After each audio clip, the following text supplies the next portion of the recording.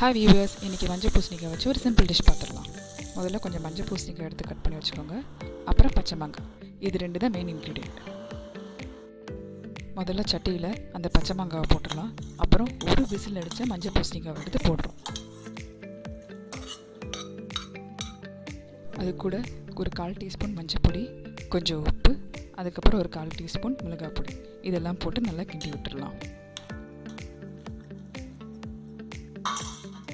கொஞ்ச நேரம் இது வேகணும், அதனால் இது மூடி வச்சிடலாம்.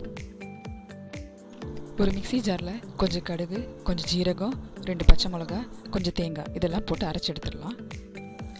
அப்புறம் இது வெந்ததுக்கப்புறம் நல்லா மேஷ் பண்ணி விட்டுட்டு இந்த அரைச்செடுத்த பேஸ்ட்டையும் அதோடு சேர்த்து ஆட் பண்ணி நல்லா மிக்ஸ் பண்ணுங்கள்.